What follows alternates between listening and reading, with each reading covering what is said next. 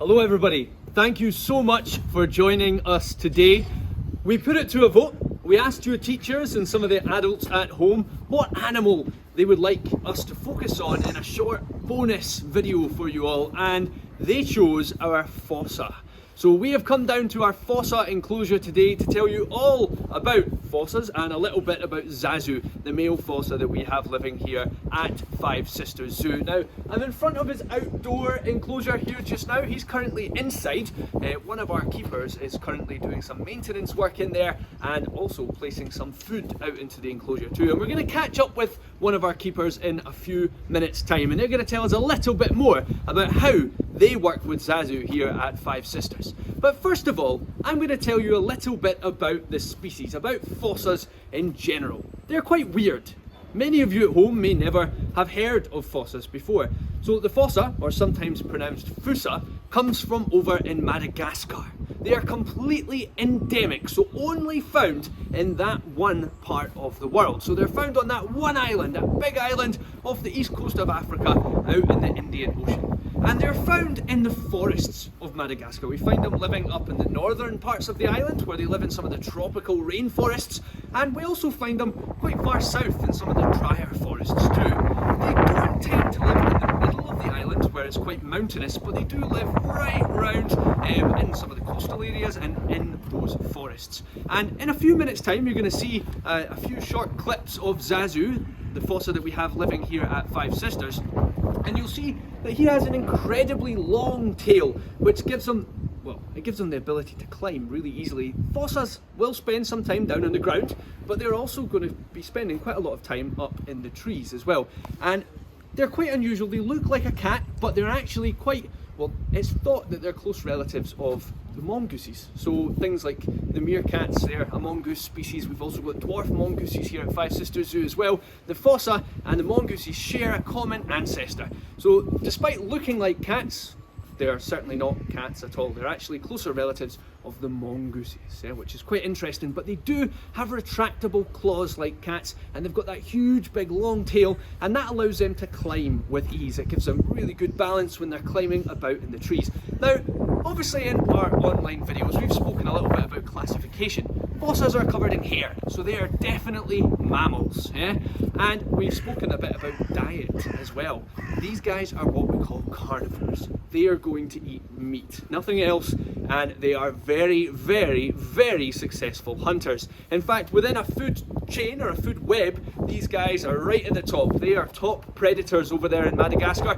They don't have to worry about any other predators. The only animals that fossas need to worry about are us, humans. We're the only ones that cause them any serious concerns. And fossas are capable of hunting things like lemurs, even up there in the trees when they're climbing around. Now, they're active during the day, and they're also sometimes active at night time as well, which is quite unusual. They're sometimes active both during the day and at night, which is not a very common thing to see, and they are very successful top predators over there in Madagascar. Now, I mentioned briefly that humans might be a cause of concern to fossas.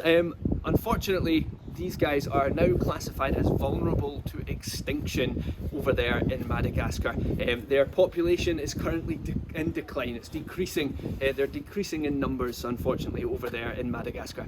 And that's mainly because of habitat loss. So I've mentioned already that these guys come from forests.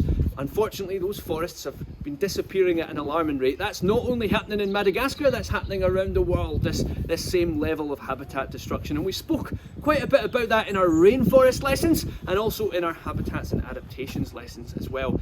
And I briefly mentioned in some of our previous online lessons that we are currently working with an organisation called Seed Madagascar. So they do some fantastic replanting work over there in southern Madagascar, mainly to help support local lemur populations. So not so much for the fossas as for the lemurs, but that work is absolutely crucial for making sure that the forest ecosystems and forest habitats over there in Madagascar remain intact. So if you haven't already done it, go away and look up some of the work that Seed Madagascar are doing. Jump onto our website as well. We're still selling face masks created by Seed, and all the money generated by that goes towards their projects over there in southern Madagascar. It's a fantastic, fantastic cause. Now, we're going to leave you with a few short clips of Zazu, the fossa that we have here at Five Sisters, and you'll be able to see all the things I've just described in action, and then we're going to catch up with one of our keepers and find out a little bit more about how we look after such an amazing species right here at Five Sisters Zoo.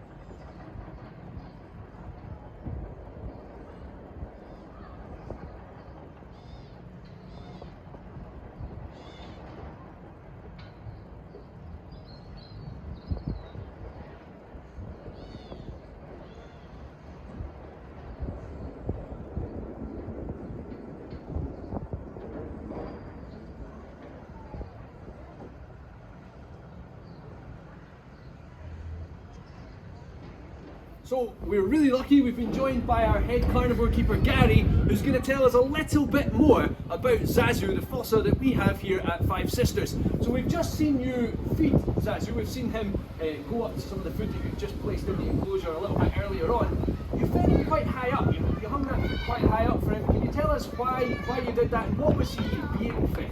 So, I've just seen Zazu was enjoying some mince with Kong that hung up for him. So, in the wild, these guys would do a lot of their hunting up in the treetops. So, making him kind of climb and work a bit more for his food is quite important. So, yeah, as I say, he got some mince stuffed inside a Kong.